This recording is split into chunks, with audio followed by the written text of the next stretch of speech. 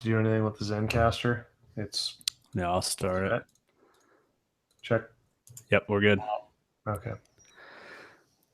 What's going on, everybody? I'm Johnny Brook from Crafted Workshop. Welcome to episode number 39 of the Crafted Podcast all about making stuff by hand, woodworking, metalworking, leather, electronics, and more. We put out new episodes every Thursday on iTunes, Stitcher, Google Play, pretty much everywhere podcasts are available. And we also live stream every Wednesday night at 8 p.m. Eastern time. So if you want to live stream with us, we have started a YouTube channel for that. So that's the best way to kind of join us. We're having a lot of fun over there. You guys can actually see us now. So that's a bit of a change. But yeah, we'll have a link in the show notes to our YouTube channel, but also just search Crafted Podcast on YouTube will be the first thing that comes up. Also, if you like the show, go ahead and give it a 5-star rating on iTunes. That is super, super helpful. And last, we have started a Patreon page, started that a few months ago. It's doing really well. And we just added a new goal, a $250 goal. When we hit $250 a month on Patreon, we're going to be adding a weekend show. So that should be awesome. Yeah, add a little extra content. And hopefully we'll hit that here in the next maybe a month or so. But our top patron of the week, as always, is Make, Build, Modify. And we have no new patrons this week. So come on, y'all. Get on it. So let me introduce my co-hosts. As always, I've got James Wright from Wood by Wright. What's going on, James? Oh, so much is going on, but thank you for asking me today. And I've got Zach Herberholz back this week, absent last week. What's going on, Zach? How's it going? Good, man. Good. Yeah. It's it very excited to have the core crew back. You know, we've had guests, I think, every week for the past month. So this is back to the standard crew. Last week was good. Kind of last minute for me going up to Jimmy's place. Yeah. And, that looked like a lot of fun. It was a blast, man. It was, the only downside was I'm like, oh man, it's going to be so nice to get out of this Florida heat. I went up to Albany and it was record highs. It was like in the 90s the whole That's time. Funny. It was brutal. So, and then it was raining and overcast down here. So it was a good time. There's a lot of heavy hitters up there. Dude, yeah. So what was the deal with that? Was that just everybody come up and hang out and make a teepee? I mean, what was the idea of it? I don't know how word got out. Sprinkler wine bottle. Yeah, it was funny. I don't know exactly how word went out. I was talking to Jimmy a little bit, and I'm like, hey man, if you ever doing anything, let me know. And he's like, well, I think I might be doing something in a week or so up at my place. I'm like, okay, I'll make that happen. So yeah, I got in Wednesday at 1 a.m, and yeah, it was a good time. Yeah, but, man, it was cool meeting Laura Kampf too, but Jaco is hilarious. That guy is dude, so fun. he's so ridiculous. Laura. They almost have this. I don't want this to sound the wrong way, but they have this almost a chemistry. The two together, they're just both absolutely hilarious. Yeah, they seem like a good duo. I've met Jaco. I've never met Laura. I would love to meet her. She's one of my favorites as far as just especially her video work is just super inspiring. Yeah, it was crazy being up there and just watching how everybody does things. It was really cool to watch the process. And I don't know if you guys have seen Jaco and Laura when we were in Jimmy's shop, they reshot that scene from Ghost. Mm-hmm. Where they're on the potter's wheel and stuff. Well, they did it on the lathe, and there must have been 20 takes of that scene, because all of us were watching, and none of us could keep it together every time. It was just I have a few outtakes of it in my vlog, but it was unbelievable. It was so funny, but what I was getting at is it was really interesting to see the way to see everybody's equipment and to see their filming process and how much more sophisticated it is than mine. Yeah, I would be very interested to see both Laura and Jaco. I have to imagine they do a lot more with lighting and probably change their lenses all the freaking time, which Jaco also has his slow motion. Yeah. It's Jaco's ridiculously expensive slow-mo camera. He is the master of lighting. It was crazy to watch. Like that scene, they watched that scene from Ghost on their phone, and then Jaco set up like backlighting and like face light. I don't know the terminology, face lighting, and then like he didn't use the aperture. I can't remember. I think he just like somehow it might have been, I don't know. I'm not even going to talk about it, but he did something that was a very unconventional way of dialing in the lighting on the camera. Huh. But like the lighting blurred out in the background, and it wasn't just aperture. It was, I don't know. It was weird. But what I found out is that it seems like the more money you spend on a camera, you get a smaller camera and a bigger lens. Well, they all use the Micro Four Thirds stuff, I think, which is also what I use, and that's what I mean. So many people are moving to because it's so much more. It's called Micro Four Thirds or mirrorless. So basically, compared to a typical DSLR camera, which has an actual mirror in it that reflects the light up to the sensor. These new, Sony has one. Panasonic really kind of pioneered it with the GH4, which is what James uses. I use the G7, which is kind of their lower end or slightly cheaper version of the GH4, but they have no mirror. So the bodies of the cameras can be a lot smaller. So it's really pretty sweet. Yeah. Sony makes the A6300, which I think David Picciuto and Jay Bates use. But they're kind of killing your traditional Canon DSLRs because those things are like boat anchors. Quarter of the size. Yeah, and the quality is just as good, a lot easier to travel with. The only downside to them, I mean, in every way, the upside is better except for low light because you have a smaller sensor. Yep. If you have a smaller sensor, there's less actual electrons hitting it. So and like less shallow depth of field. It's a little harder to get that super crispy shallow depth of field with a smaller sensor, generally unless speaking. you really go up in the lenses. Yeah. So, but yeah, I mean, I'm all about the Micro Four Thirds. I was using Canon for years and had a 60 and some of their crazy lenses. But man, the camera was like 6-7 pounds with the lens on it, and now it's like a pound and a half, and it's just an insane difference. So especially like if you want to use gimbals and stuff like that, you can use cheaper gimbals, and it makes life way easier overall. It's just easier to take places and hold out. And for sure. I actually filmed that. So for my birthday is actually coming up in a few days. And I recently bought, actually after we were talking in Oklahoma, I bought a GoPro Hero 5. Yeah, I saw that. For my birthday present, one of my birthday presents for my wife, she bought me that Karma. Should have it right here. This Karma grip gimbal. And so I filmed the whole vlog on that, and it was pretty cool. Yeah, it looked great, man. I think for what you do for your style, the GoPro is the way to go because you're always, for the most part, getting a wide angle shot anyway, and you're not going for like the shallow depth of field kind of cinematic look. Mm-hmm. And I mean, just look what Jimmy does, and basically to me, like your videos are very similar stylistically to Jimmy's. And he uses the heck out of the GoPro, so I think it's a great option. I think I'll still use my normal camera DSLR for most of my shots, but I think when I do like action shots or like get into tight spaces, I want to do a little bit more of that in the video. I think that'll be good for that sort of thing. Well, especially like since your shop is smaller, using something that's very wide as far as like a wide angle is better. For me, I'm like going the opposite end. I'm looking at buying like a portrait lens, which is like an 85 millimeter lens, which the camera's going to have to be like 10 feet from me to even get, a decent close up. But that's what like Chris Salamone and people like that do. And you get this awesome blurred out background and just super sexy. So yeah, it's just different stylistically, but yeah, it's amazing how cheap and like good quality the cameras are getting these days. It's pretty crazy. Yeah, I can sense that being, because like watching them film, it was really cool.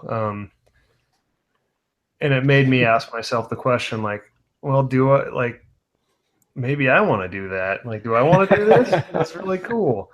And then I had to ask myself the question, like, would that work for what I do? I mean, it might. Yeah. I feel like part of the allure of like what I do is the fact that it's like kind of raw, you know? Oh yeah. It's like, rough and the gritty vinyl, and it's like the vinyl version of YouTube. Yeah. Like, well, the other question you have to ask yourself is, are you making a video or are you making a product? Exactly. And you sell commission work, whereas Laura and Jaco make money making videos. So they, doing all that fancy stuff sucks your time like crazy. Yeah. You know, I mean, I'm trying to strike a happy medium where I can still bang stuff out, but move the camera around semi regularly.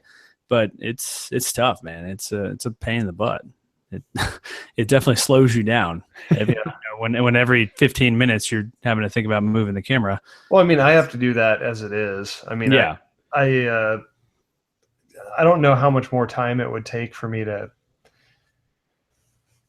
I was just, it made me think like, well, do I want to put some more money into my lighting? I think lighting would be advantageous no matter how you look at it in my shop. Yeah, just for your work, man.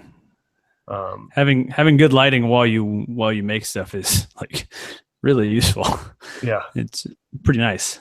Yeah, so I don't know. It was interesting though. It was a really good experience, and that's every single time I get together with people from our community, I walk away with like a whole new, tangent of just, it's like anytime I do that, like three forks in the road, like present themselves to me afterwards. I'm like, oh man, like I didn't even think about these things. Do I want to pursue this? But even if I don't, I know they're there, and I've learned. It's just always good to soak up information, and there's a lot of great conversations that were had, and it was a good time. Yeah, no, it looked awesome. I certainly hope if and when he does that again, he like extends the net of invitations a little wider, because I would love to like that. His house, his whole setup up there just seems so freaking cool. Like I had next to no interest to going to his like Manhattan shop, because that just being in that place just stresses me out like to no end. But the upstate kind of middle of the country kind of house shop, that is way more. That just seems super cool. That's kind of like where I want to get to one day, is having all the animals and the chickens and being out in the woods. I mean, I'm like pretty close to that already, realistically. But that would be like the next house basically. So yeah, it seems like an awesome setup he has out there. But, yeah, it is nice. The thing that man, Jimmy's a beast. Like he's such a cool guy. I mean, first of all, like I've met him, I've hung out with him before, and he's like one of the few people that it's just like he's such a good, genuine person. You almost feel bad like for talking to him, because he gives you all of his attention. It's really weird. It's very rare that you meet somebody that when you talk to them, like they set their phone down and look you in the eyes and have like a genuine conversation with you. Yeah. So it was really cool. But I mean, that guy works, it's crazy. I mean, it was like everybody's cashing in. I remember it was one of the nights, and we're all like done because it was hot. It was really hot. And we were, felling trees with axes and stuff. And we're done. It's hot, and we're all sitting down, and it's like dark out. And thought everybody's cashing. He's like, I'm gonna go get some more trees. He just takes off in the woods. It was crazy. But yeah, the thing, his house isn't air conditioned, and whoa, so it was brutal. And there's like, it's huge though. The house is like, it looks big from the outside. It's a labyrinth inside, because there's been like so many expansions and stuff. Like every time I went to find my room, like I had to like stop and think about which way to turn. And there's like doors everywhere. So like you shut a door and you'll look that way and you'll be like, okay, that's not where my room is. It's really weird. But I was all the way up in the top floor, so it was brutally hot up there. But yeah, I dude sleeps with no AC. It's crazy.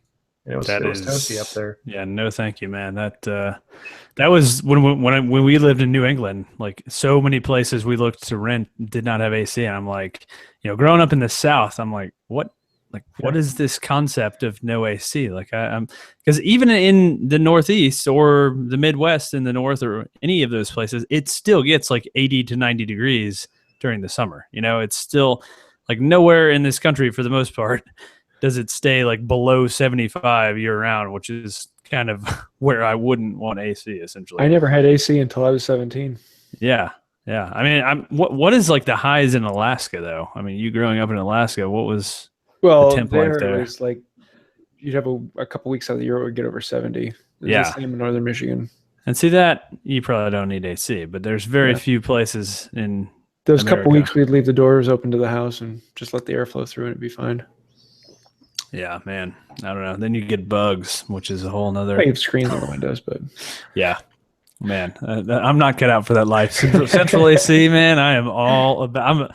I'm working on trying to get AC in the shop, which is ongoing. But man, I'm really trying to get that knocked out. But I guess I'll talk about what I've been working on this week. We've been kind of rambling here.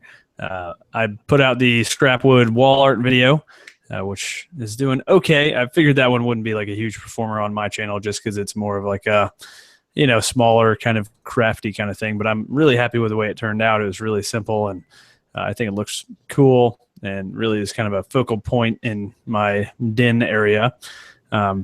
Also got back into working on those arts and crafts dining chairs. Should be finishing those up by the end of next week.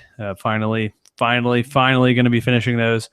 Been working on them on and off for like probably 3 months. So it's definitely my longest running, most stressful project, but I think I got my head wrapped around it. I'm making a jig for the backrests right now, and are those able to knock it out.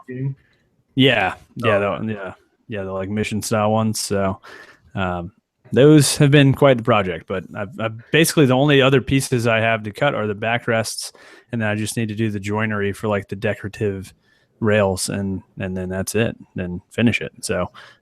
And I think I've pretty well nailed down the finish. I have both like general finishes, brown mahogany, water-based stain, which pretty much dead on the same color. Or I have the trans tint brown mahogany as well, which kind of leaning towards that because then I can spray it on and kind of sneak up on the color rather than trying to wipe on a stain. And, there's so many little nooks and crannies on these things that if I miss a section and don't wipe it off in time, I think it's going to be way darker.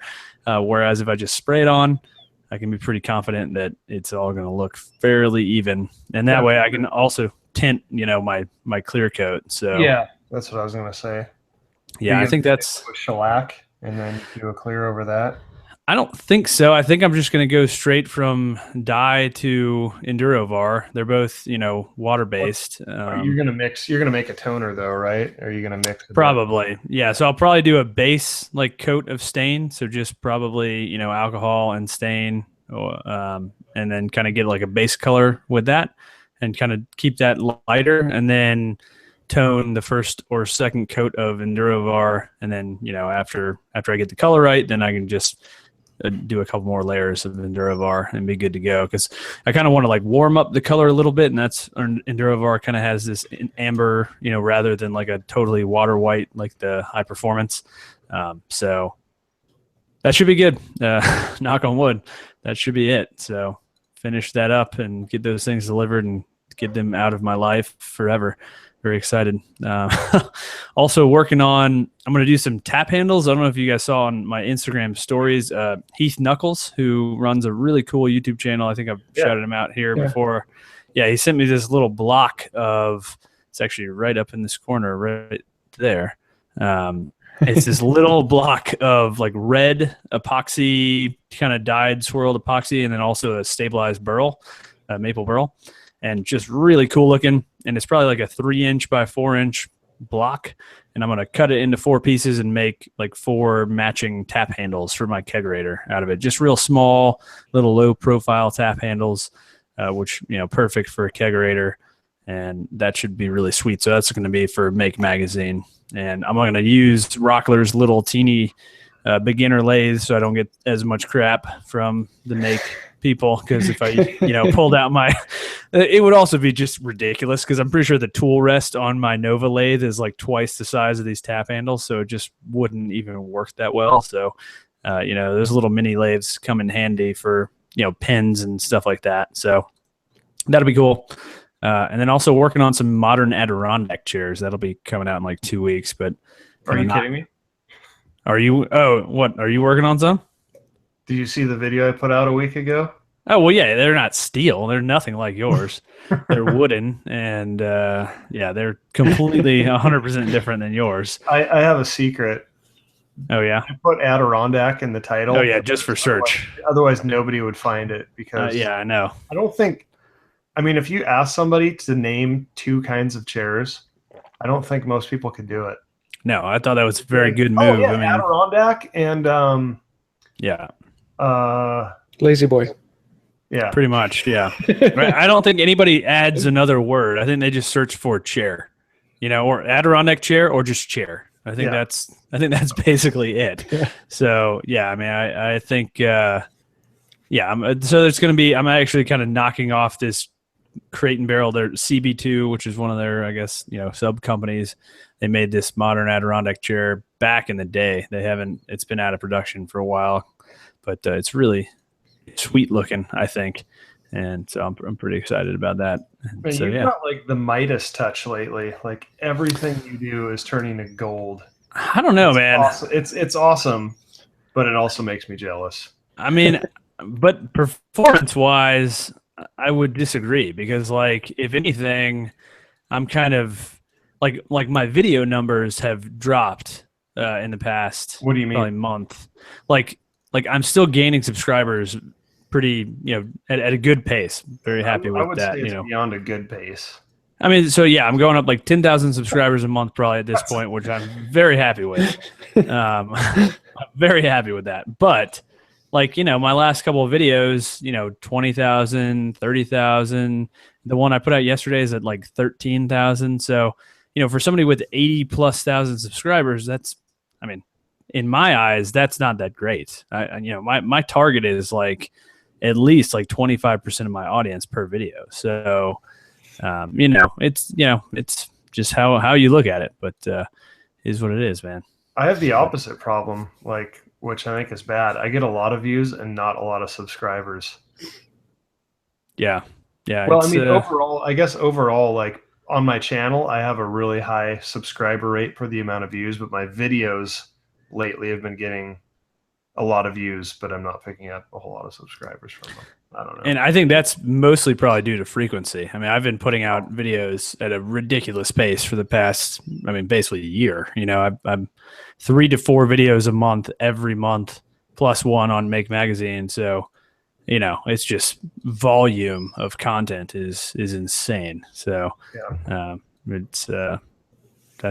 dude, the River Table is still creating, I'm pretty sure like probably like 20 to 30% of my subscribers per month probably comes from that video, because it's still getting crazy traffic. It's about to pass like 900,000 views or something stupid like that. Crazy. So yeah, it's awesome. It's great. And I just did a collaboration with Seth's Bike Hacks, which that was another video I put out this week. We built this like stupid kicker ramp and cutting board combination. That's on my to watch list. But dude, you should. Good. I would recommend watching Seth's video. If you have to watch one of the two, Seth's video covering the same thing was so freaking good. I obviously I liked my own video too, but Seth is a really great storyteller. I think he really did a good job. Especially, he knows like next to nothing about woodworking, and he explained the whole process really well. Is he in Nashville too? Yeah, he just moved here a couple months ago. He was living in South Florida. Yeah. But, I bet he's happy to be out, huh? Oh yes, he's well. Dude, Asheville is a mountain bike mecca too, and he runs a mountain biking YouTube channel. Like that's his full-time gig. He's huge. Awesome. So, yeah, it's I think he's definitely enjoying it, and it's nice because now I have somebody like local to ride with, and he's incredibly good. Great. So I miss pushing. Yeah, we've actually been like, I miss winter so much that my wife and I have actually been considered. We're going to take a trip up to Portland, Maine, and check that out. Oh, dude, Portland, Maine is amazing, man. It's like, oh yeah. Well, when we lived like north of Boston, we drive up there all the time. It's only like an hour and a half from us. I think I would like it, dude. It's not like that rocky, stormy, creepy. You would definitely like it. It's a total like foodie town too. Like it's really almost like a small, it's almost like the Portland of the East Coast in that real foodie, amazing beer scene. Like there's a ton of great breweries there, but it's a port town. Obviously shares that in common with Portland, Oregon. I wonder what percentage of our audience is getting bored hearing us talk about. Probably a lot. We should probably get back on topic. Where were we? I don't know. I'm pretty much done, I think. So, James, you haven't talked much. I think James needs a turn. Oh, yeah. Should I bring this back to woodworking? Yeah, I think that'd be good. Well, this week I've been working on my bench. What? That thing I've been working on for the last year, kind of like the dresser, but the bench. That thing looks nice. At first, I was like, man, that's kind of weird to have like a slab on a workbench, but it actually looks really cool. Oh, it looks awesome. And you knocked that out pretty quick, man. I mean, compared to the dresser, which I felt like lasted the first like 50% of our podcast. Yes. The bench was like, 5 episodes maybe, which that was quick. I've actually, it's the 5th episode. I've been doing one a week, and actually since I've been working on it, but I still have another 3 or 4 episodes because this week I'm working on putting on the end vise, which is a Veritas 2-screw chain vise. So you turn one, it automatically will turn the other one. So you run both of them in parallel, in and out. Yeah. And I'm loving this thing. I've got it installed and working now, but I have to do the finishing touch on making the chop match up. But then after that, I'm going to be drilling dog holes and slapping boiled linseed oil on the thing.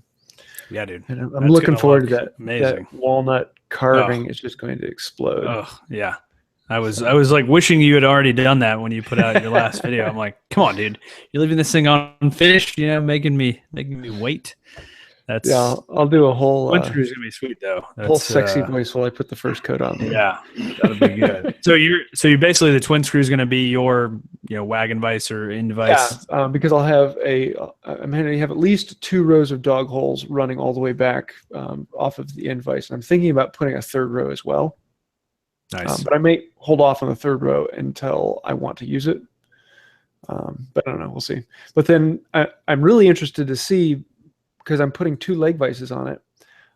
And the one closest to the end vise will be a fast action leg vise. So it has not only the crisscross, but it's also fast action. So it slides in and out rather than turning in and out. Yeah, that'd be nice. So I'm interested to see which one I use more. Do I use the highly functional end vise as a face vise, or do I use the leg vise more often because it's faster?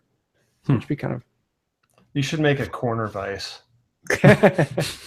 Floor vise. Yes. Nice. Now, the other things this week, I made a toolbox with my daughter. Yeah, that was awesome. Yeah, she has her own YouTube channel, and she tells me how she wants the videos edited, and we work through actually editing them on the computer. And so the videos that are up on the channel are her creativity and her own mind. And That's awesome. She actually voices over them and talks through the video, and it's kind of a fun thing. That was a lot of fun to work with. Are you saying she actually has more subscribers than our new podcast channel? Yeah, she's actually, I think she just broke 200 subscribers. So if you are listening to this, fans, yeah, go subscribe to our YouTube channel for the Crafted Podcast. We're getting past a 7-year-old. Yeah. 7. We're getting owned by a 7-year-old girl right now. Yeah. We need to rectify that. That's awesome. Yeah, other than that, I completely redid my website. So I switched over to Squarespace and spent a long time setting that up. It was like 2 days worth of work solid. Yeah. But I'm very, very happy that's finally done, and it seems to be taking off rather well. Squarespace is awesome. I would really like to be sponsored by them because I really, really am enjoying their platform after years of like using WordPress, but WordPress is a lot more involved, and it's kind of refreshing to just have everything. I mean, like, it's certainly limiting on certain things. There's things I can't do that I would like to be able to do, but It's just so dead simple and looks really nice, very clean. Yeah, just a good looking setup. Yeah, nice. Well, Zach, what you been working on? I guess you talked about Jimmy's. A little bit, yeah. So that's where I was a good part of last week. Was upstate New York and hanging out with Jimmy.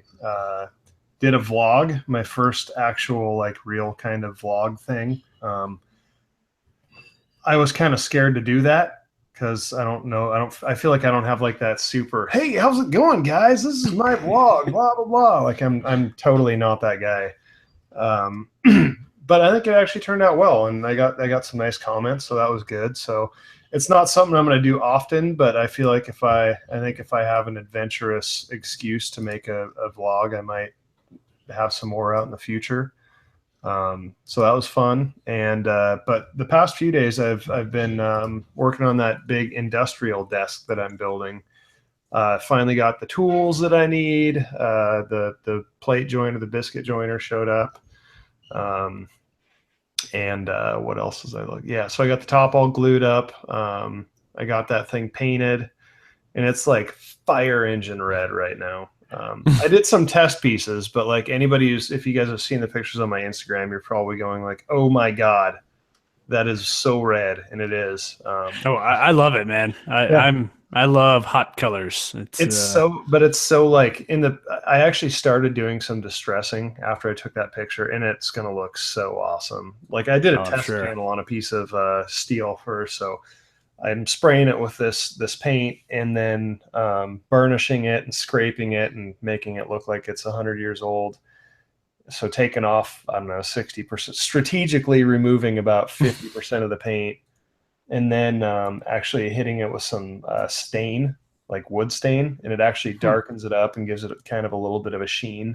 Nice. So that the picture that you see on my Instagram, it's super fire engine-y, but I'm taking most of that paint off, or a good amount of it, and then I'm going to hit it with some really dark stain. So it's going to be, it's going to look better. I did some little small pieces today, and I'm super excited about it. I mean, I think this might be my personal favorite piece when it's done. So yeah, it's looking awesome, man. I hope it does well online, but I'm really excited about it. Yeah. And then I have another desk that I have to start as soon as that one gets out, and it's a fairly sizable project. It's an industrial dining table with like gigantic 6x6 X-brace steel legs, and like I have to find some massive bolt and turnbuckle thing to span the X braces. So I don't even know how I'm going to do that yet, but I have to figure out soon. Mr. Popular. Yeah, well, I have a lot of work lined up, which is good. I'm booked out for a couple months. I actually had somebody I got an email the other day, and some of the keywords in it were Vail, Colorado, estate.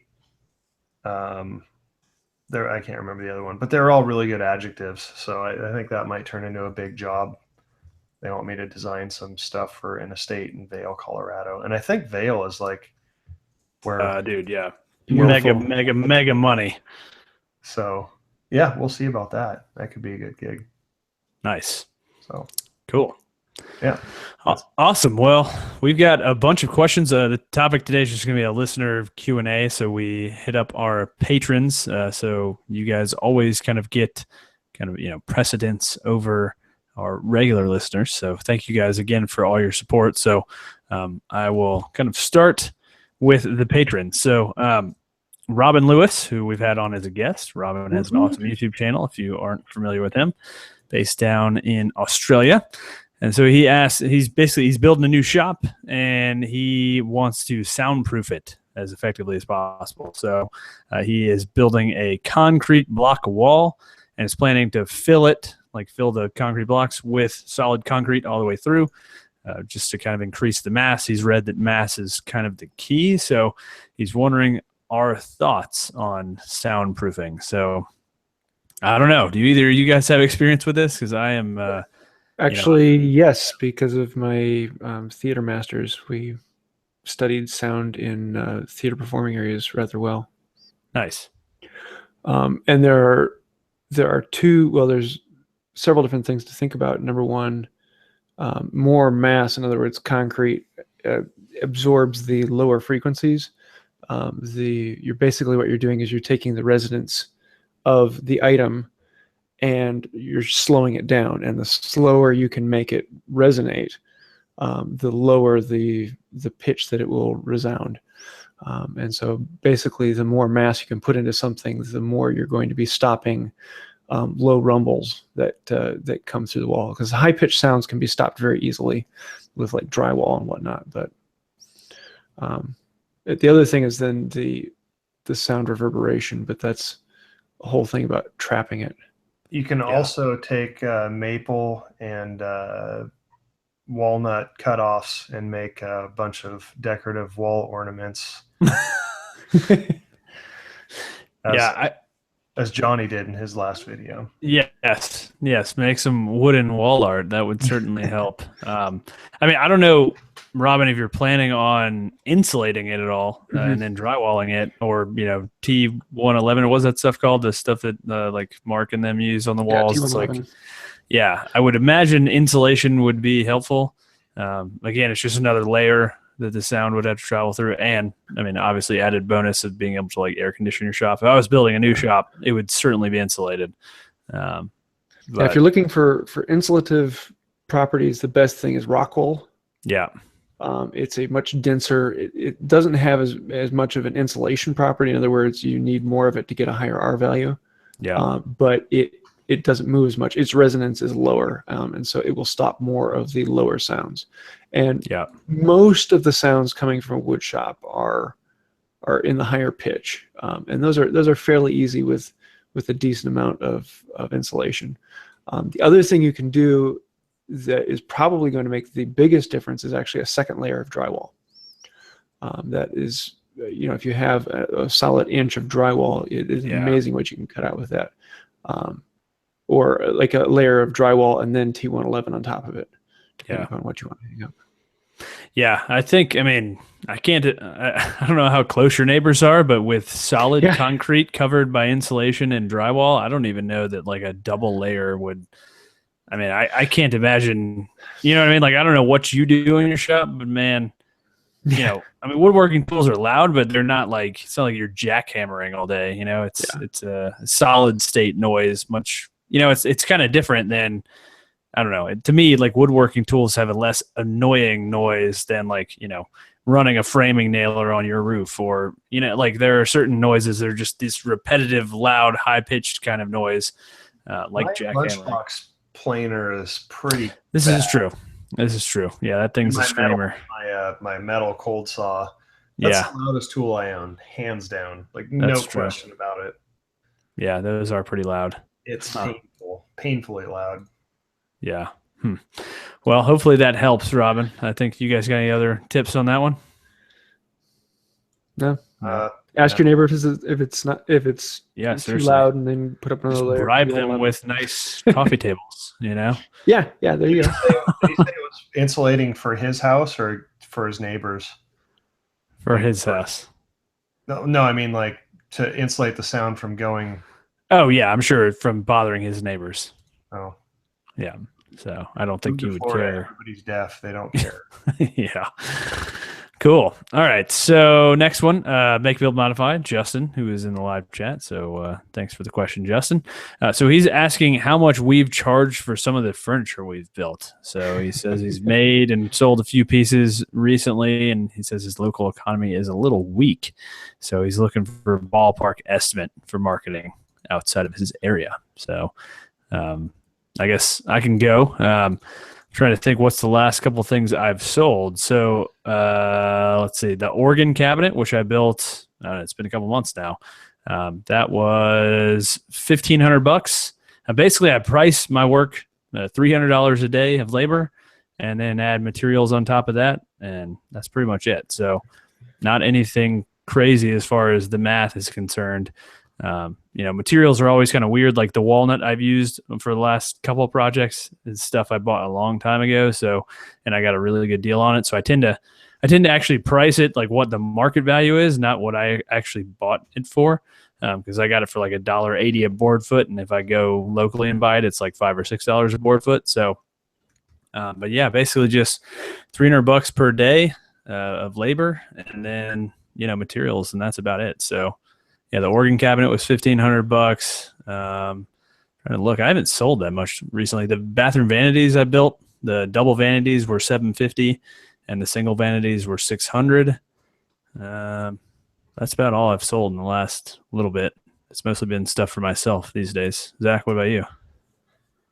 I kind of have the same scheme. Like I have my day rate that's not too far from yours, and because I just find I've tried a few models early on, and I find that it's hard for me to guess hours and breaking things down by day. I can usually, once I have a project, kind of the design roughed out, I can be like, okay, it's going to take me a day to do the legs. It's going to take me 2 days to glue the top and get it prepped. And then it'll take me, so it's easy for me to actually visualize like, okay, this project should take me 5 days. And then, like you said, market value on materials. I get a pretty good deal on all of the steel that I purchase, but that's because I buy so much of it. So those savings don't get passed on to my customer because I've earned it, and it would cost anybody else that same amount. And plus, there's always things that you don't expect. It's just, it's really hard to account for the sandpaper that you're going to use, the disposables, all the stuff that you generate, the cleanup time. Whenever you're done with the project, you're probably going to spend a whole day cleaning your shop, or at least I have to. It's kind of but try and think of all of that stuff beforehand, so that you can work that into the equation. But I mean, I think the big thing is figuring out your day rate. And that's how I like doing things. I mean, also tool wear and tear is something that I don't think most of us incorporate, but planer blades and table saw blades and, all these things, consumables like sandpaper and glue, those all add up. So you should factor those in. Like actually, when I was in Charleston, I was just hanging out with a woodworker I'm friends with, Charlie, and he has a whole spreadsheet with, the average amount of power he uses in his shop per month divided out per day, and sandpaper costs and glue costs. And, because all that stuff adds up. Sandpaper is not free. Glue is not free, so, and every single project. So, you kind of need to factor in those costs, but, I kind of think if I charge a high enough labor rate, all that stuff kind of falls under that umbrella. And since my shop's in my house, obviously homeowners insurance, it falls under that umbrella, so I don't really have that kind of overhead. But yeah, somebody just because this is one of the things that I used to do too early on. Somebody mentioned that 3 or 4 times the material cost usually comes out right, and it does, and it can. I'm not saying that that's wrong. I used to kind of use that model, and that'll kind of typically get you in the ballpark, but I've done work where, if I'm doing a table that somebody wants, a rustic table, and it's pine, and it's a lot of work and a lot of labor, you can buy that stuff at the big box store for, $60. You have enough lumber to do the whole thing and there's a lot of labor involved, versus like I've done slab tables where it's like, okay, the slab is $600 and I just have to weld legs together and it's done. And so it's sometimes that model. No, you need a labor rate because material costs fluctuate wildly depending on, as I said, I got this walnut off of Craigslist. So, I'm using like $100 worth of walnut on a $1,500 piece, but it took me like 8 days to build. So, it just, I don't know, that kind of stuff, you really need a labor rate because that's how you end up being able to pay yourself a living wage, essentially. But if it's working for you, like by all means, it's not like there's not like one right way to charge your labor. Obviously, that's just I just thought I'd share the reason that I stopped doing things that way. If you can, and it depends on your market. If you can calculate your time and your costs, and then come to a number you're comfortable with, then ask yourself, is your market comfortable with that number? Yep. And if so, then fantastic. If not, then you're probably going to need to find something else. Yeah. But don't ever undersell yourself. I mean, if your market's not comfortable with it, don't lower your prices just to match your market. No.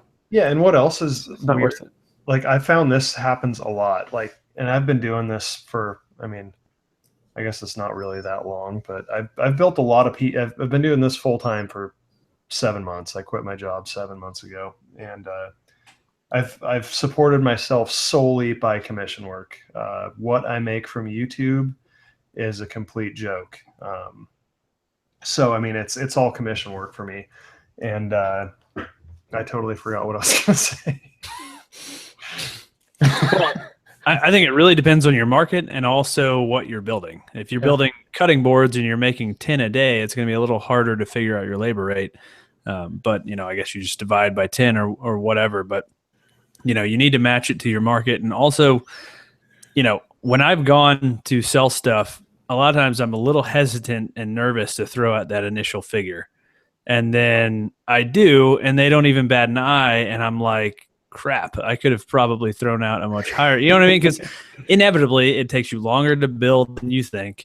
And my wife, basically, if I say I'm going to be inside in like an hour and a half, she just doubles the number right off the bat. So I'm very poor at estimating my time. So it's just not a skill I have. So, day rate makes that a little better, but even still, things become more difficult. Yeah. Okay. I remember where I was going. I built that thing up. I got the momentum going, and then I just totally forgot what I was going to say. But yeah, the price of it, like almost every project when I'm done with it, like I said, I keep working up. When I first started, I was definitely way too cheap on my prices, because I'm like, wow, like it was new to me, and I'm like, I just want the work. I just need the work. I need to keep the work coming. So I wanted to keep the prices low. But every project, when I finish it and I look at it before it leaves my shop, I look at it and I go, I could have gotten twice what I charged for it. Like when it's done, I'm always, I always look at it and I'm like, wow, that was more work than I expected. But it's like, no matter how you model it, I mean, if you do this is why handmade stuff is so cool, is because it always looks so much better when it's done. Like you can 3D model it how as perfect as you can do it, and there's still some X factor that happens when you put it together by hand, and it's just everything I've built always looks so much better in person than what I convey to the client in SketchUp or whatever. But yeah, I mean, I can't say I've ever really had anybody. It's very rare that I throw a price out and somebody says, that's a bit too much. And if they do, it's not a big deal. I ask for what kind of, before I start designing the piece, I say, what kind of budget are you into? First, I'll get them going with like designers. I'm like, do you have any favorite designers? Do you have any favorite pieces? Like, what are you attracted to? And I feel like that gets them kind of amped up, because they start thinking about those things and they get excited about it. And then you drop the price bomb on them. You're like, okay, what's your budget? And that gives me an idea of what I can work with on the design. Then you're going to rarely ever hurt someone's feelings by giving them a high number. That just, and then the buyer's point of view, that is more value added to the product. Yeah, it's costing more. Well, that makes it a better product. And if you give them a high number and it's too high for them, then you can usually say, okay, well, I can do something for less. Or we can change this in the design. And exactly. Or the type of wood, or, I mean, there's a million things you could adjust to bring it down to their budget. But the other thing is, with custom furniture, most of the time, well, I shouldn't say most, but especially depending on your style, if it's custom furniture, the budget is going to be a little more flexible than, cutting boards or turned bowls or, whatever smaller items you're selling. Like, people have an idea of what these smaller things should cost, but when it comes to larger pieces or, things that are really more in depth, they have no idea a lot of times. And, a lot of the people I've built stuff for, the budget is not a huge factor for them. Yeah. So unique items have a unique price. Yeah.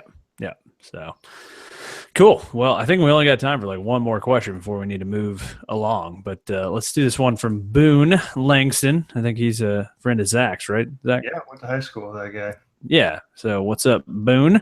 So he says he's really terrible at keeping his space clean. The energy of creating often generates a product that he's excited about, but a mess he's not excited about. So he ends up passing the burden onto his future self, who ends up cleaning up the space before the next project. So he's wondering if we have any tips or tricks.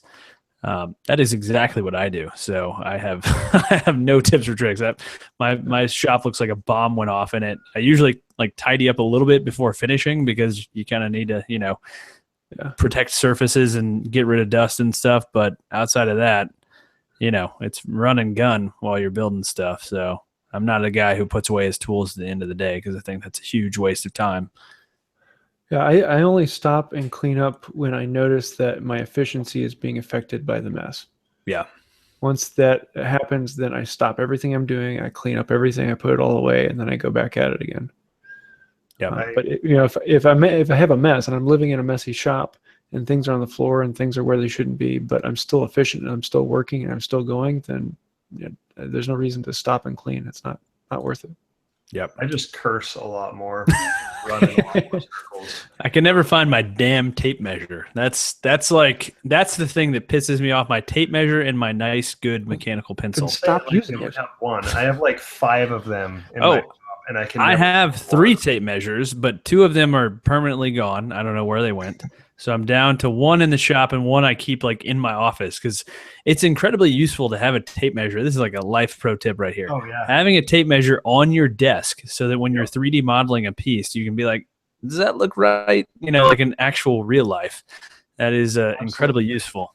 I usually have a T-square in my whatever you call those little combination square. Yes, I usually have one of those on my desk. Yeah. Oh, look, I have a tape measure right here. There's where one of them went.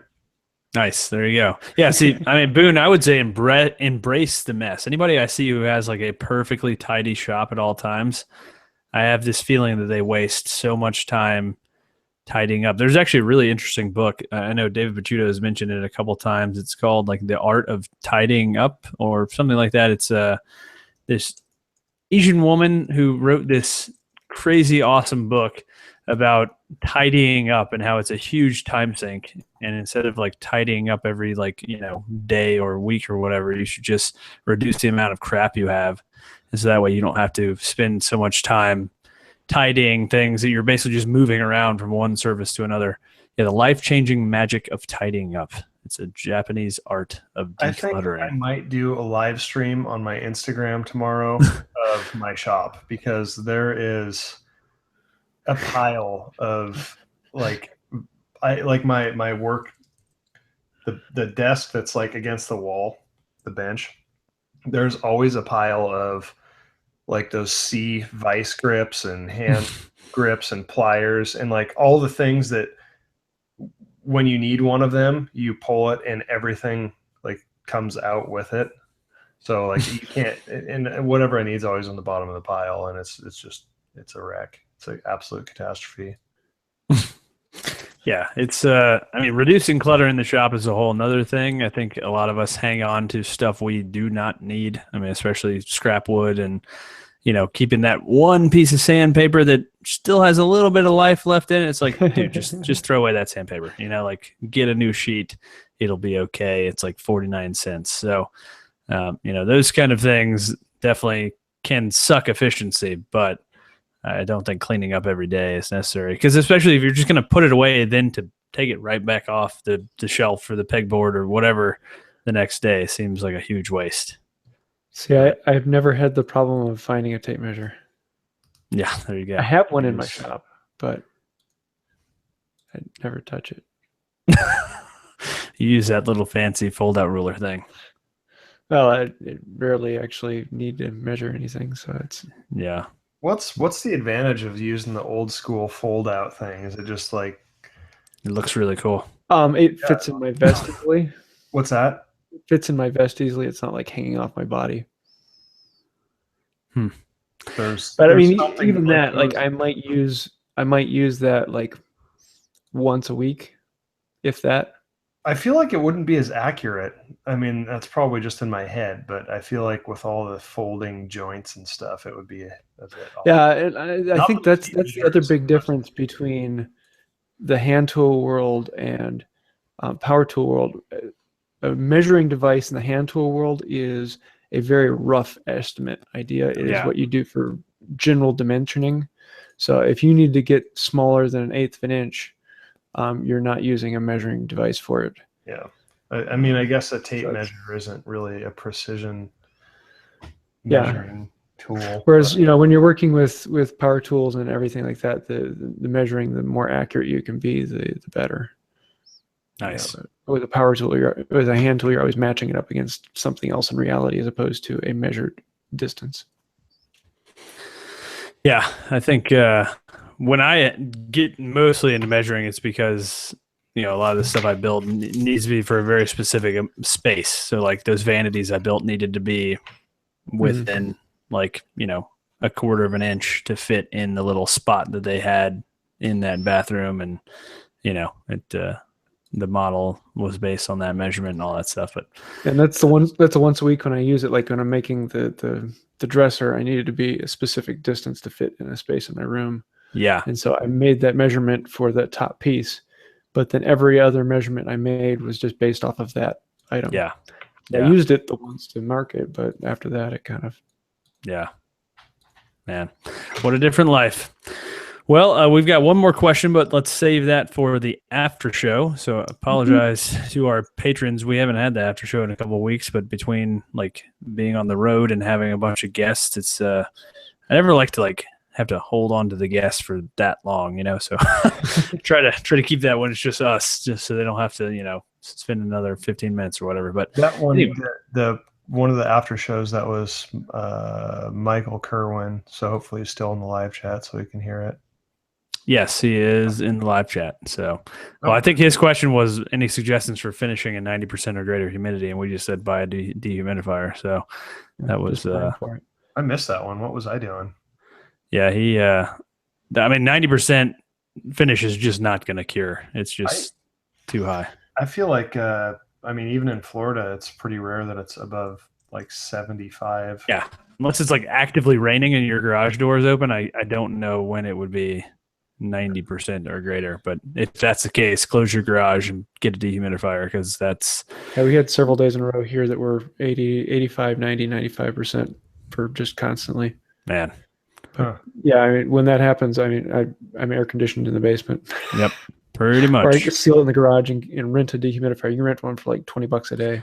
Dude, they're $200, and if you don't have AC, to me, a dehumidifier is the next greatest thing, because the humidity is really what makes you feel hot a lot of times. So if you can reduce humidity in your shop, A, it makes you feel better, but B, it's so much better for your lumber to be at a reasonable humidity level. Like I know I had a lot of issues with the wooden vice screw on the Roubeau, and I think most of that was because that screw had been sitting there for months in a very humid space. So I bought a dehumidifier, got another screw, and it's been no issues since then, even unfinished. So his comment, carport, yeah. Well, I would say, honestly, there's nothing. I would just dodge spray finishes at that point. Yeah. Or just quit woodworking, get into knitting, leather work. There's electronics. There's a lot of once you go over like 80%, it just it's going to take you days and days and days to dry. Yeah, I would be there's plenty of good wipe on or rub in finishes out there. Yeah. So there's, and even in my work, like I'm getting to the point where I'm like, I don't feel like spraying this finish. Spraying is it's a pain, but it's also, it depends on the piece. But I've had some Oxy bar top. My spray finishes, I've had pretty good luck with them. Like I just went and checked in on that gigantic like power and USB table that I did, and then the top on that is like still amazing, and it gets commercial use. So I was pretty happy about that. But it's a lot of work. Just cleaning the gun, and especially in my shop. If I had like a nice spray area, that would be one thing. But once it was actually that table. I think I talked about it a few weeks ago when I was shooting like the third coat on it. And then the dude ran cause I have fans blowing through my shop cause it's 400 degrees here. And like the dude on a riding lawnmower blasted by my door and the whole top of the table was just covered in like little tiny grass and dirt. And yeah, I was pissed. Yeah, that's no good. Cool. Well, let's move into what we've been watching or reading or listening to or whatever. So mine this week is Third Coast Craftsman. So I stumbled across his video. I don't know if you guys are familiar with him. He put out this really cool, it's like a sliding dovetail leg modern end table. So he basically took a slab, cut a circle out of it for the top of the table, and then cut sliding dovetails into each of the legs to kind of fit it onto the top. Really, really cool stuff. Turned out great. So highly recommend checking that video out. He's got a few thousand subscribers, but really good video. I definitely think if he continues to put out content, he will do well. So, yeah. I have Andrew Malacy. I'm hoping I'm pronouncing his last name right. He just does a bunch of different videos, and I'm always finding something interesting and inspirational in his videos. But he recently did this one. It was a shadow box where he cut a whole bunch of different layers of paper and then separated them all by like an 1/8 inch. And each layer was a cutout of someone in the family or a background or scenery, and then put an LED light behind it, and it just kind of popped. And the project itself wasn't a huge deal or anything like that, but the inspiration in it was incredible, and it's something I want to try and do something similar to that in the future. So, yeah, cool. Good channel. Nice, Zach. So, if you guys have been keeping up with the Jimmy DiResta videos, you've noticed he has a new shop assistant. Yes, dude, he was almost my pick this week. Yes, I'm excited you picked him. Brett McAfee is his name. Let me figure out how to spell. It's Brett, Brett. Last name is MCA1FEE. I'd seen him in some of his videos, but he hasn't really been in many of them. I didn't know what the story was, but he actually moved. He was in Manhattan with Jimmy, and he ended up moving up there to help him out. So he's the new shop hand, and super cool guy. Me and him really we got to talking and really hit it off well. He knows what he's doing. He has actually a background in production and stuff. And he just started his own YouTube channel pretty recently. And it's really good. Like, I was really good videos. I was watching him do the edit on all the that 8-bit animation sequence on his. It's his first real video that he put out for his own stuff. It's called The Shadow Axe. And it's just really cool. So he has some really neat ideas we talked about, and essentially he's going to be it's going to be like a Nintendo game. So like every intro, he's going to be building up this character and leveling him up with all the items and stuff that he's making. So it's just a really cool concept, really fun guy to talk to. So yeah, that's my pick of the week. Nice. Cool. Well, tools of the week, James. Seems like you got one. Yeah, actually, I don't often use Japanese saws, but I recently picked up a couple. I've been looking for a decently priced traditional Japanese saw, and there aren't very many out there. But I came across this they actually sell them on Amazon by Suzanne, or I don't know what the name brand is. It's you can see in the show notes. It's Japanese, but they make a whole series. Suizan. Yeah, something like that. They make a whole series of Japanese saws, but the Ryoba. I'll have to start remembering these if I start mentioning them in my videos. I'm not good with names. But yeah, I've been having a lot of fun with them. Really quality stuff. I've been impressed. So yeah, I'm looking forward to playing with them more. Nice. Zach, you got one? Yeah, so I can't remember if I said this a few weeks ago or not, but if I did, I probably slipped it in last minute. but it's the sanding block called the Prep and Weapon. And I remember I almost didn't buy it because the name is so stupid. I just, like, I saw it so many times. I'm like, I'm not going to buy that. That's the dumbest name ever. But it's actually, I'll put a link in the live feed. It's a sanding block, but it's skinnier and longer. And it works better. The paper lasts longer, and it has the thing that I hate about like most sanding blocks is that they have like those nails that you have to like strategically like stretch the paper out, and no matter how hard you stretch it, it's not enough, and then you get like that little bit of slack in there, and that just drives me nuts. So that's the best thing about this thing actually, is it just uses like kind of like toggle clamps on the edge, so you don't have that issue. And also, like, when you cut the paper, like, you orient it the other direction so you get more paper out of it. So yeah, it's cool. Nice. Put it in the show notes. So my pick this week is a sweet mechanical pencil. So I have been using these hilarious Frozen, like the Disney movie Frozen mechanical pencils that my mom got me for Christmas like 2 years ago because I love the movie Frozen. But it's like 0.9 millimeter lead.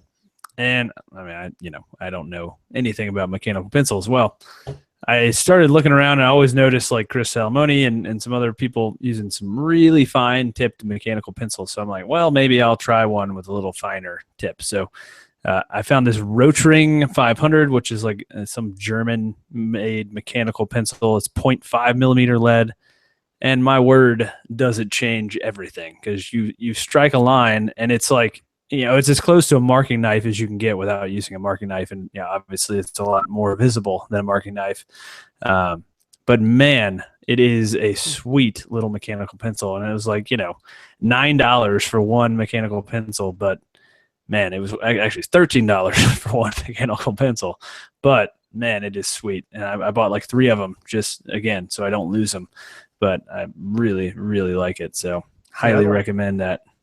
I'm the opposite. I like the gigantic, they're actually called lead holders. Like, it's like, I don't even know. It's like 1.7. They're huge. Oh man. That's my in-shop writing pencil. Yeah, they're awesome. Like, but so for like laying out joinery and stuff like that, I mean, that's super not accurate. Yeah, I mean, well, you can use, like I'll just cut along one side of the line. Yeah. See, I like the line to be the line. That's like basically using a pencil as a marking knife. For me, for video especially, marking knives kind of suck because you cannot see. They don't show up, so I almost penciling in the marking knife. Yeah, which seems so counterintuitive. It's like use this 0.5 millimeter. I'm telling you, it is so fine yet still visible. Man, it's like a game changer. And just the pencil itself is super comfortable. It's like meant for drafting and stuff like that. So really well designed, and it's just cool looking. It's like black, like, with like a knurled, where you hold your, fingers on it, and like a nice little red stripe on the eraser cap. Just sleek. I mean, I'm really selling this pencil. It's I like it. I like it a lot. So highly recommended. But cool. Well, I think that'll do it. Well, I want to let me put in the Amazon link in the live. Well, because you are not the host. So yeah, in the live chat, unless you're the host, you can't put links because Amazon thinks you're spamming, which I appreciate on Amazon's side, because once we get more people, James will do it. That's why I'm putting it on the. Yeah, you gotta put it in the show notes first, buddy. Yeah, fill in what you're watching too. That's very helpful. Oh yeah. Yeah, so that is going to do it for this week, guys. Thank you so much for listening. As always, live people, stick around. We will have the after party. Also, Patreons, I guess $5 and up patrons. Look for the after show on Patreon, and that'll be it for this week. So thanks everybody for listening. Until next week, happy building. See ya. See you later. All right, let's get into this after party. It's a party. So we got an interesting one. It's kind of harkens back to a show we did a while ago, but I figure it's been long enough. We probably got enough new listeners that good to answer it again. So Fred McIntyre, who is loyal listener, he's always in the live chat for the most part. But he asks, so after a table saw, what 3 large tools would each of us get next if we were setting up a new shop? So, James, this is, I guess, imagining if you used and then I have to power go tools. with a large tool. Can I go with large hand tools? You do whatever you want, man. I think honestly in the shop, I would probably pick the planer as the first tool over the table saw. Oh wow! This from my perspective. Oh, for you, yes, for you. Well, and even if I was planning on doing all power tools eventually, I would probably buy a planer first. To me, that kind of is the heart of the because you can joint with a planer if you make a sled for it. There are other things you can do with it, but I think that would be my next big pick would be the planer. Mm-hmm. So what else? He said 3. What next? 3? Yes. Well then,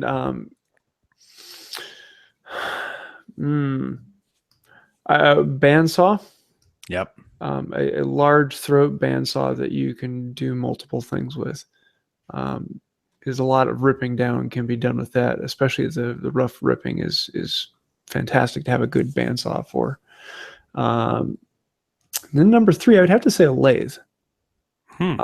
Not that it would be used that much in most projects, but there are a lot of times when I want to whip out a present for someone, or if I want to actually make a little bit of money on the side in the shop, a lathe is a huge money maker. It's a way you can crank out projects quickly. If you just want to go into the shop and make something, you can whip out a project in a lathe in 15-20 minutes and from start to finish. That is a very good one. I hadn't thought about the lathe, but yeah, that's a good one.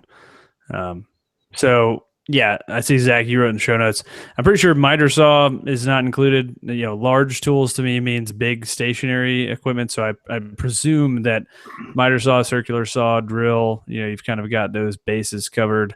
So table saw, obviously really critical. But then for me, after that, planer, jointer, bandsaw, because when I think of like leveling up woodworking, the thing I think of is using rough lumber. So planer, jointer, and then probably bandsaw really, really help do that task, because, the bandsaw, even if you're not cutting curves, it's very, very useful for rough, like breaking down rough lumber into its rough pieces, because a lot of times that wood is going to have tension and other things in the boards, especially if you're using reclaimed stuff. You never know if you're going to hit a nail or something like that. And I think generally speaking, bandsaw blades are a lot cheaper than table saw blades, and it's a lot safer. I used my 3/4 inch blade far more than any of the smaller ones. Oh yeah, so do I. I pretty much leave a resaw blade on my bandsaw 99% of the time, because I don't do curvy stuff. Yeah, I know. That's believe me, I've been thinking about it, because having one bandsaw, like a 20-inch, resaw capacity bandsaw set up for resawing, and then another one for curves would actually be incredibly useful. But yeah, I think planer, jointer, bandsaw, and I know a lot of guys get away with not having a jointer, but I cannot fathom not having a jointer, because every single rough project, after breaking into rough pieces, then I go directly to the jointer, flatten one face, flatten one opposing edge, and then I can move on to the planer and then to the table saw to square up the other edge. So to me, that little trifecta of squaring stuff up, it is my bread and butter. I do not do a single project without those 3 tools. Yeah, I don't have a joiner, so I actually use a joiner plane when I get it straight. So you flatten one face of every board by hand? It depends on how rough it is.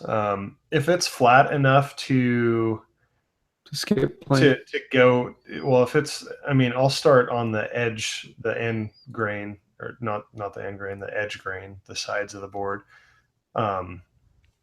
So if one side's flat enough, I'll pass it through the table saw and then flip that over and use that as a straight face on the table saw.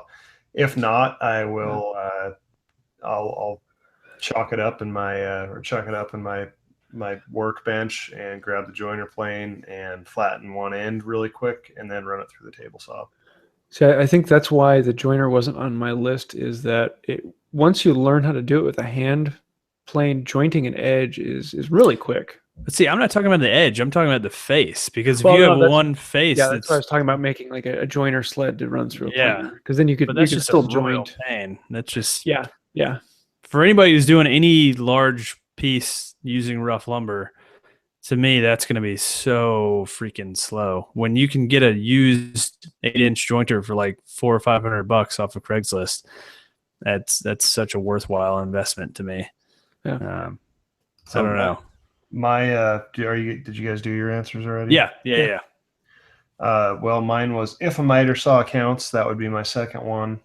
If not, bandsaw, planer, and a workbench. I think it's not really. It is a tool. I guess I can. It's a big one too. Totally a tool. I could not imagine trying to do work without one. I don't know how I did. I think that's the given to me when people start talking about what are your first tools. For me, my understanding is that you already have a bench. Yeah, it's kind of a so. Well, having a good workbench, man, I did not know for such a long time, and now that I have one, even though I'm not, I'm by no stretch a hand tool user, man. Even for like chamfering edges and stuff, just holding pieces effectively, especially on their face. That wagon vise is worth its weight in gold. That thing is the bomb. Yeah, it's. I mean, and a lot of people. I didn't at first. I mean, I had my little welding table that it's a flat surface, but something that's actually designed to hold your project is. I just couldn't imagine working without one. It's a game changer for sure. Yep. For sure. Cool. Well, I think that.